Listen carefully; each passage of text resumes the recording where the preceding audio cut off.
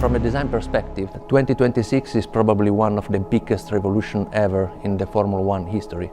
5 red lights, 1 steel heart, and a man who spent an entire year swallowing silence. Melbourne, Albert Park, 2026. The asphalt hasn't even warmed up, and already Formula One is about to witness something it has never seen before. Because while the paddock buried Lewis Hamilton in 2025, Hamilton was busy building a weapon. And today, the countdown ends. The driver will feel higher top speed. Can one radical engineering gamble transform the most painful season of Hamilton's career into the greatest comeback story in motorsport history? And did Ferrari just pull off the most calculated deception Formula One has ever witnessed, tricking every rival into running in the wrong direction? Stay right here, because this story doesn't start at turn 1. It started the moment Hamilton walked through the doors of Maranello. Let's go back. 2025, a podium-less year, a brutal debut, a paddock full of whispers that the greatest driver of his generation was finished. But here's what nobody saw. While the world wrote Hamilton's obituary, Fred Vasseur and Lewis Hamilton were treating every single race as a data point. Every failure, every frustration. I'm just useless. So say again? I'm just useless. Every brutal Sunday fed directly into one singular mission. The SF-26. Not 2025, 2026. Every cent of R&D budget, every ounce of engineering genius, every sleepless night in Maranello, all of it funneled into one car, one season, one moment. 50% is the engine, 50% is the MGK, the electric motor. We had to make a huge effort to increase the efficiency. But that was just the start, because Ferrari didn't just build a faster car, they built a trap. During pre-season testing in Bahrain and Barcelona, Ferrari deliberately rolled out wide, clumsy side pods that looked more like a truck than a Formula One machine. The paddock laughed. Rival aero departments salivated. Mercedes and Red Bull started redirecting their own R&D budgets, chasing phantom data, modeling the wrong thermal limits, the wrong airflow characteristics. Ferrari wasn't slow. Ferrari was hunting. Because what happened next changed everything. The Spec 3 bodywork, the real SF-26, never touched a testing circuit. It was kept locked inside Maranello. Tightest rear-end packaging ever seen in Formula One, a revolutionary bypass duct system, an aerodynamic masterpiece millimetrically sculpted around one man's driving style. And this is where the story gets dangerous. Everyone assumed Ferrari's 2026 secret was the Macarena wing, that active rear wing system capable of 225-degree rotation, turning Hamilton into a literal rocket across Melbourne's 4 DRS zones. And yes, that's real. That's terrifying. But the true weapon isn't on the outside of the car. It's buried deep inside the engine. While every other manufacturer on the grid remained loyal to traditional aluminum alloy cylinder heads, Ferrari made a pivot so radical, so unconventional, that rivals didn't even consider it as a possibility. Steel. Steel alloy cylinder heads inside the 067/6 power unit.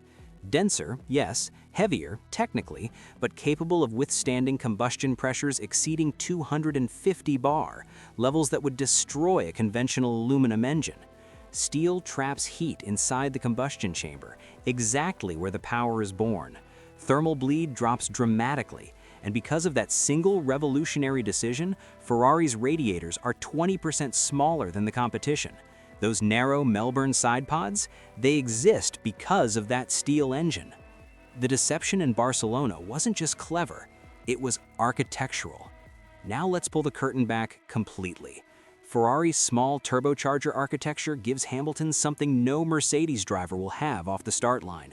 Instant spool-up, full torque, zero hesitation, even without electrical MGH assistance. Data suggests Ferrari is at least 1.2 seconds ahead of the entire field in 0 to 200 km/h acceleration. Read that again. 1.2 seconds before the first corner, at a circuit where turn 1 decides everything. And then there's the FTM, a small, innocent-looking metal flap positioned directly behind the tailpipe. This device redirects exhaust gases toward the underside of the rear wing, creating a modern blown diffuser effect. After a 6-week legal battle with the FIA, it was certified completely legal. While rivals are hypnotized watching the Macarena wing rotate, Hamilton is quietly pulling half-second gaps at every single corner entry. This is the technical apex of Hamilton's revenge map. Meanwhile, the political war was being fought simultaneously. When Mercedes pushed a compression ratio rule change specifically designed to hurt Ferrari, Vasseur said yes, publicly, calmly, without hesitation, and that single move forced Mercedes into dismantling their own gray areas. Hamilton, working under a total protective shield in Maranello, never even flinched. But Melbourne isn't just Hamilton's story. The entire grid arrives at Albert Park carrying secrets, problems, and promises. Red Bull brings a revised RB22 with a more aggressive front wing and continued floor development, but cooling remains their biggest question mark, as these new battery-powered engines generate heat nobody fully understands yet. McLaren, the reigning force, arrives with essentially the same MCL40. Minor updates, a weight problem somewhere around 20 kilograms over limit. Andreas confirmed it himself. Strong? Absolutely. The strongest? That would be a dramatic reversal from everything testing showed. Mercedes, the most powerful engine on paper at 420 kilowatts, ran completely tuned down in Bahrain. Reliability problems, fuel homologation still being finalized. Their race simulations were genuinely frightening. But simulations and race day are two very different things in 2026. Aston Martin arrives with a completely different car. Vibrations traveling through the chassis were shaking the battery pack, causing internal damage and shutdowns. Adrian Newey's proposed battery layout, split into 2 segments, came too late in development. Andy Cowell is sitting with the team trying to find answers.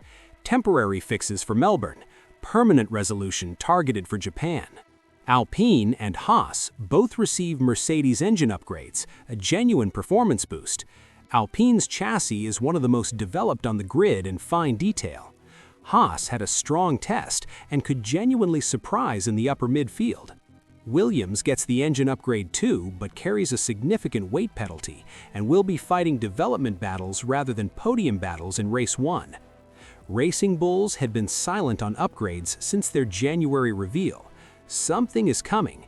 Nobody knows exactly what. Cadillac and Audi, both teams in survival mode for Race 1. Can they finish? Can they score?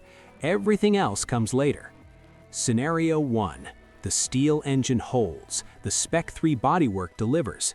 Hamilton storms turn 1, manages those C5 compounds better than anyone, and ends Maranello's 20-year championship drought in the most dramatic fashion Formula One has ever seen. Scenario 2. Mercedes unleashes their true engine power for the first time.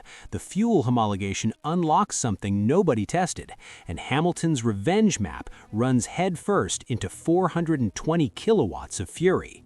Scenario 3. McLaren, quiet, underestimated, written off before qualifying even begins, reminds everyone why they dominated 2025, and the real war of 2026 isn't Hamilton versus Mercedes. It's Hamilton versus the car that inherited his legacy. Did Ferrari's clinical deception in Barcelona push Mercedes and Red Bull into an irreversible R&D dead end that will haunt them for seasons? Is the steel revolution inside that 067/6 engine the single biggest technical leap Formula One has seen in a generation? And when those 5 red lights go out over Albert Park, will the man who sacrificed an entire year finally stand on the top step? The asphalt knows the answer. We're about to find out. If you made it this far, you already understand. This season isn't about who's fastest, it's about who planned furthest ahead. So tell me, was Ferrari's gamble the greatest strategic masterstroke in F1 history, or the most dangerous bluff ever called? Drop your prediction below. Melbourne is hours away. Subscribe, hit the bell, because the telemetry earthquakes are just beginning.